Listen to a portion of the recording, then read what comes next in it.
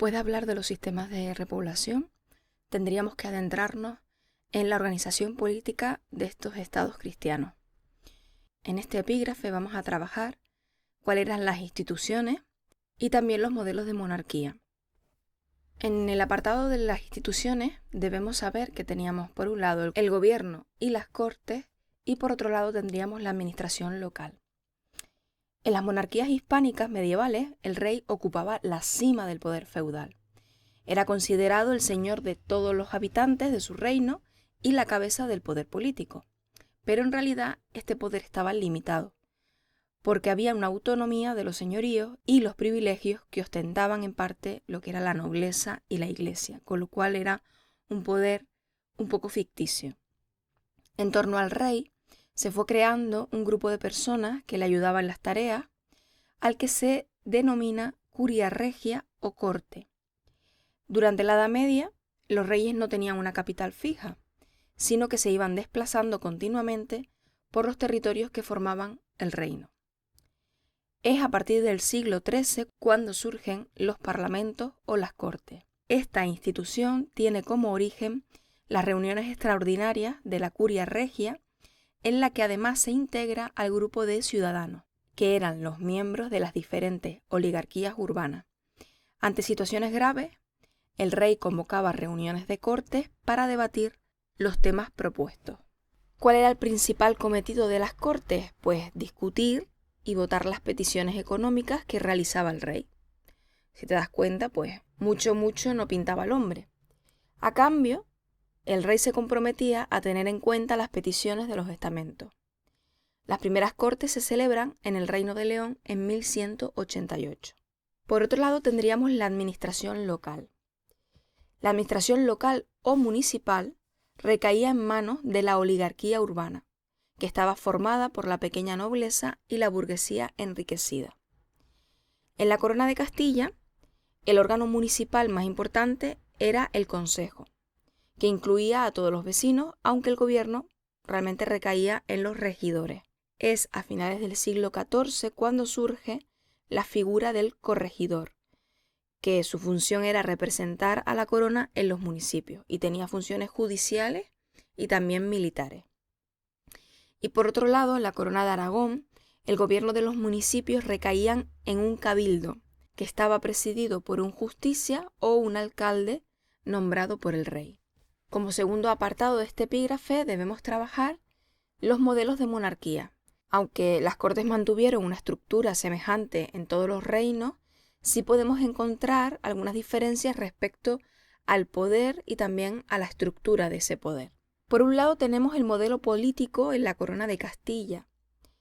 En Castilla se impone un modelo autoritario de monarquía en el que el rey tenía todo el poder. Las instituciones, tanto el Consejo Real como las Cortes, vieron reducidas sus funciones a tareas consultivas o de simple aprobación de los designios reales. Y realmente sus principales tareas fueron la resolución de agravios y el voto de subsidios. Al mismo tiempo, la monarquía mejoró la recaudación de impuestos y también fomentó su control sobre los municipios. Por otra parte, tendríamos el modelo político en la Corona de Aragón. En esta corona se implantó un modelo político diferente al castellano, conocido como modelo pactista. En esta corona, que recordemos que estaba compuesta por 3 reinos, Aragón, Cataluña y Valencia, cada uno de ellos mantuvo sus propias cortes. El rey en este caso no podía legislar sin ellas. Además se comprometía a respetar las leyes, que eran los fueros, y también las costumbres de cada uno de estos reinos, si quería ser investido. Las cortes hacían propuestas legislativas y peticiones al rey, a cambio de aprobar los subsidios económicos que solicitaba la monarquía. En este modelo se habla de pactismo porque era una forma de gobierno que provenía supuestamente de un pacto del rey con los súbditos. Como el rey no podía estar siempre en cada uno de estos reinos, nombraba a un representante para que ejerciera sus funciones cuando él no estaba presente. Y estos fueron llamados procuradores, gobernadores, lugartenienses o virreyes. En el siguiente apartado trabajamos lo que es la sociedad de la época y su economía. Y dentro de este apartado vamos a trabajar los siguientes 4 epígrafes. Por un lado, el régimen señorial, la sociedad estamental, También qué ocurría con las minorías religiosas y por último, la economía en los diferentes reinos. En cuanto al régimen señorial, durante los siglos XI y XIII, el feudalismo triunfó definitivamente en Europa occidental. El feudalismo se caracterizó en primer lugar por el dominio de una economía agrícola basada fundamentalmente en la explotación de la tierra, que lo veremos a continuación, cuya posesión, que era el régimen señorial, se convirtió además en un símbolo de prestigio social y de poder. Y después, en segundo lugar, en unas relaciones sociales basadas en juramentos de fidelidad que crearon unas relaciones de dependencia entre los estamentos. Entre los siglos X y XI tuvo lugar la formación de los grandes dominios o señoríos territoriales, a los que los campesinos libres se vieron forzados a encomendarse. Estos señoríos fueron formándose desde la época visigoda, donde el rey cedía en usufructo un feudo a cambio de ayuda militar del señor. El paso de la libertad de los campesinos a la dependencia puede realizarse directamente por medio de lo que se llama la encomendación, que supone por parte del campesino aceptar como señor a un noble o a una institución eclesiástica a los que entrega sus tierras a cambio de protección. Esta es una manera de hacerlo. La renta de estos señoríos se pagaba en forma de suministro de excedentes, que era una parte de la cosecha, pero sobre todo se pagaba en días de trabajo para el señor. Esta última modalidad tendió a disminuir debido a que el señor prefirió sustituir las prestaciones de trabajo pues por censos o arrendamientos sobre parcelas de tierra, de modo que le proporcionase dinero o productos para que pudiera comercializar. Es a partir del siglo XIII que se desarrollan los señoríos jurisdiccionales. Estas jurisdicciones eran una serie de funciones públicas y derechos, por ejemplo, el derecho a hacer justicia, el derecho a cobrar los impuestos, derecho a establecer una serie de monopolios del señor, etc. Pues era una serie de funciones públicas y derechos que la monarquía concedía a los nobles feudales, ya estos fueran laicos o eclesiásticos. Y estos derechos eran sobre los habitantes de los señoríos que ostentaban. De esta manera, los pobladores de un señorío se convertían en vasallos del señor, quien asumía entonces, pues realmente las funciones de un propio rey.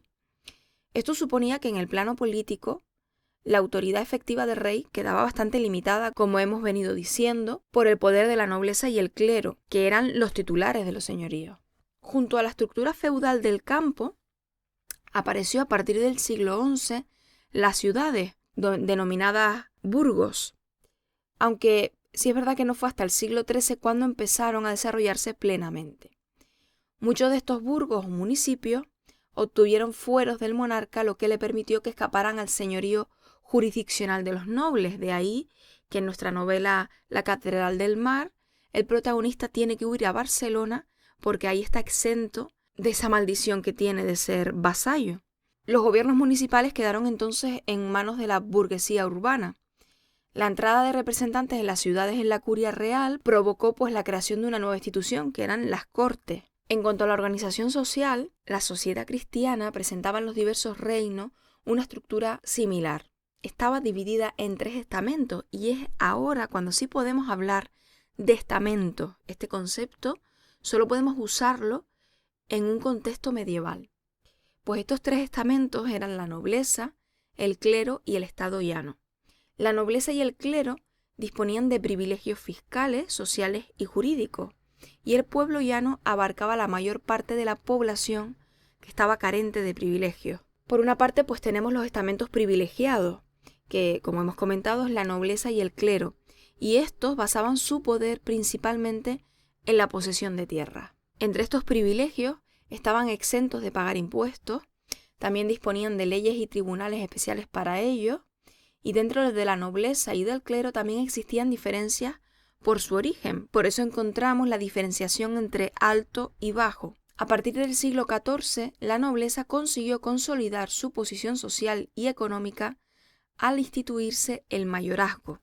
El mayorazgo es una institución que aparece en la Edad Media, por la cual gran parte de las propiedades, generalmente las tierras de una familia noble, tiene que pasar obligatoriamente en herencia a uno de sus hijos y no puede ser vendida ni dividida. Y por otra parte tendríamos los estamentos no privilegiados.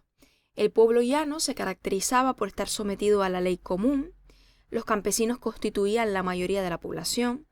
Entre ellos existían, si es verdad, notables diferencias. En el norte, por ejemplo, abundaban los campesinos libres dueños de pequeñas propiedades. Pero por el contrario, en el sur, donde se había reconquistado la tierra a los musulmanes, se establecieron grandes señoríos territoriales. Podían ser nobiliarios o eclesiásticos, y allí los campesinos no eran propietarios. En las ciudades vivían fundamentalmente artesanos y comerciantes. Es a partir del siglo XIII donde se da la expansión comercial que permite el crecimiento y el desarrollo urbano. Allí se establece una oligarquía comercial y urbana que pronto se convirtió en los protegidos de la monarquía.